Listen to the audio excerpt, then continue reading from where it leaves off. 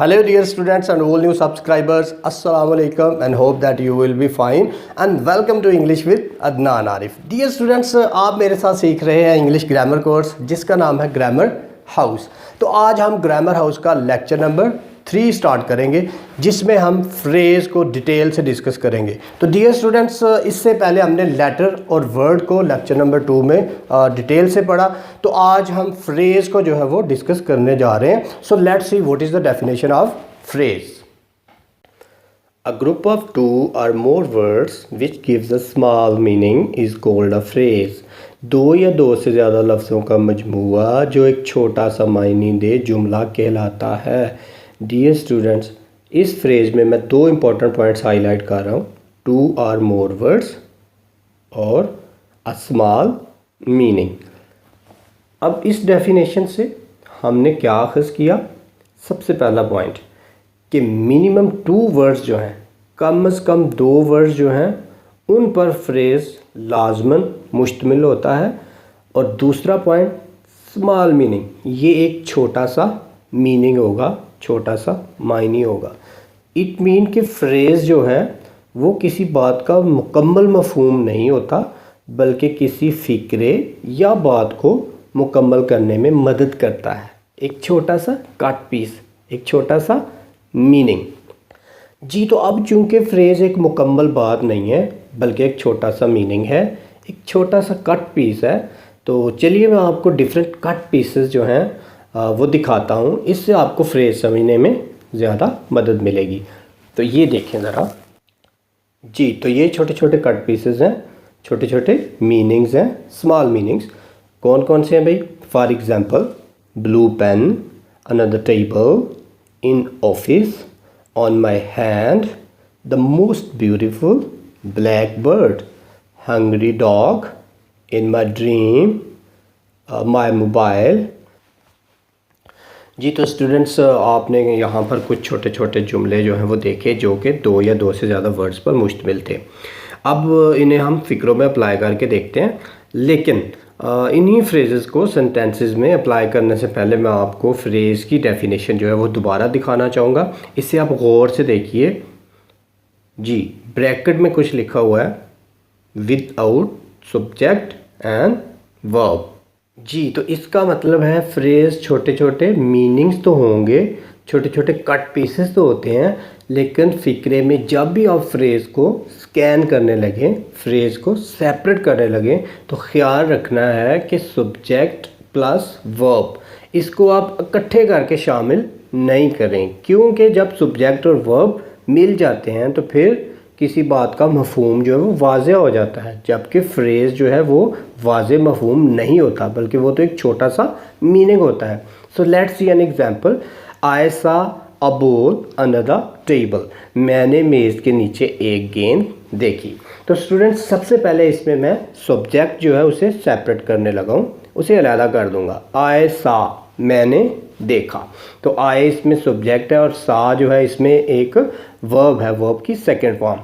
तो सब्जेक्ट और वर्ब को मैंने इंक्लूड नहीं करना फ्रेज़ में, वो फ्रेज़ नहीं होता जिसमें आप सब्जेक्ट और वर्ब को इकट्ठा कर देते हैं। तो इसको जब मैंने सेपरेट कर दिया, अलहदा कर दिया, तो इसके बाद जो ग्रुप ऑफ वर्ड्स मेरे पास बचे हैं उनमें से देखते हैं कि छोटे छोटे मीनिंग कितने बन सकते हैं।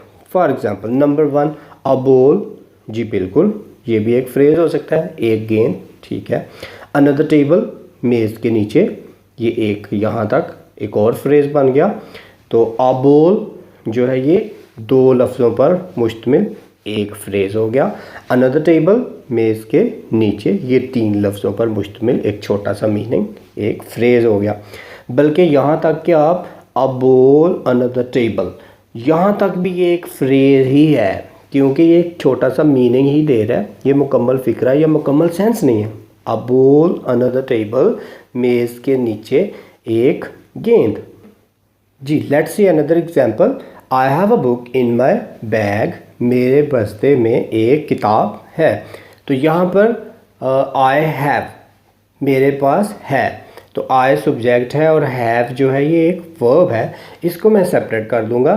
इसके बाद मेरे पास क्या रहा, अ बुक इन माई बैग, मेरे बस्ते में एक किताब, एक छोटा सा जुमला, एक छोटा सा फ्रेज़।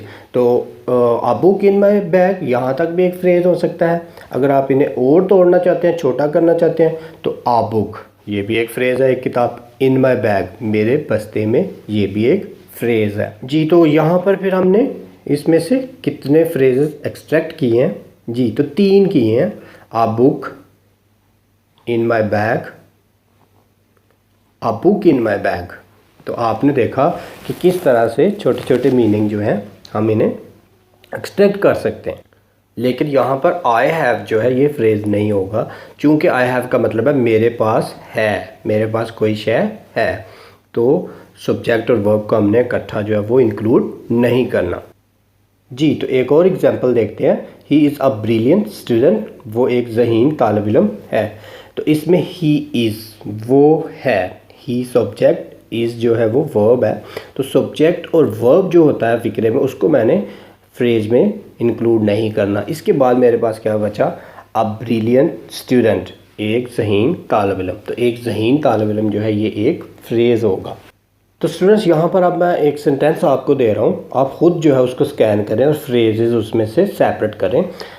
सेंटेंस है जी, the boy in blue shirt won the race, नीली कमीज़ में मलबूस लड़के ने रेस जीत ली जी। तो स्टूडेंट्स गौर से देखें, इसमें जितने टुकड़े आप बाहर निकाल सकते हैं, सेपरेट कर सकते हैं, छोटे छोटे मीनिंग, वो आप करें ज़रा। लेकिन याद रखिए इसमें सब्जेक्ट प्लस वर्ब को आप शामिल नहीं करेंगे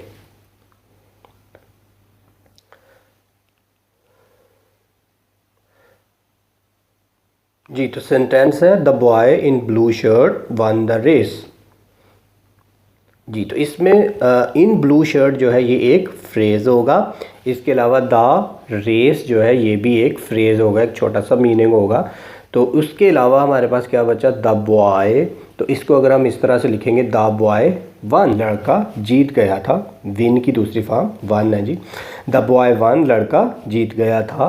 तो द बॉय वन, इसके बाद हमने फुल स्टॉप लगाया, तो ये एक मुकम्मल फ़िक्रा बन गया, ये एक मुकम्मल सेंटेंस है, मतलब के बात का मुकम्मल मफहूम दे रहा है। तो इसे हम फ्रेज़ नहीं कह सकते। इसके अलावा इन ब्लू शर्ट और द रेस, ये जो दो छोटे छोटे मीनिंग फ़िक्रे में लगे हुए थे, इसको हमने सेपरेट करके देखा कि यही फ्रेजेस हैं जी। तो स्टूडेंट्स आपने देखा कि किस तरह छोटे छोटे ग्रुप्स ऑफ वर्ड्स जो हैं वही फ्रेजेस होते हैं।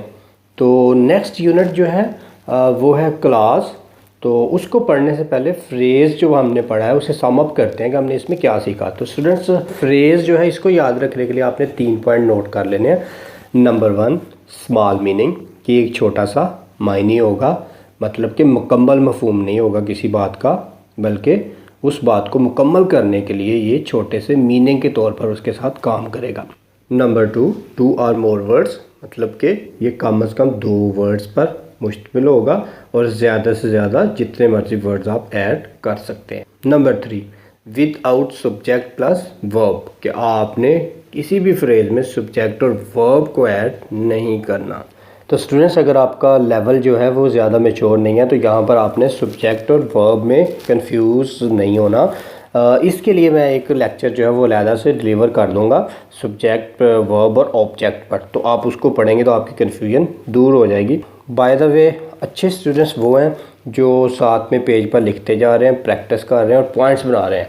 तो डियर स्टूडेंट्स, आपके पास पेन पेंसिल लाजमी होना चाहिए ताकि जब आप लेक्चर सुन रहे हो आप उसको नोट कर सकें।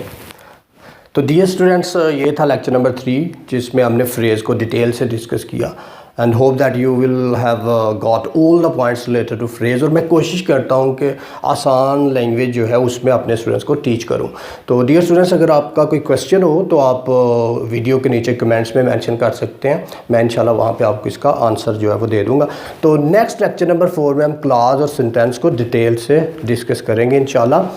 तो तब तक अपना बहुत सारा ख्याल रखिएगा। अगर चैनल आपने सब्सक्राइब नहीं किया तो इसे सब्सक्राइब करके साथ बेल का बटन लाजमी प्रेस करें, अपने दोस्तों के साथ इसको शेयर करें। तो स्टूडेंट्स मिलते हैं नेक्स्ट लेक्चर नंबर 4 के साथ, तब तक अपना बहुत सारा ख्याल रखिएगा। अल्लाह हाफिज़।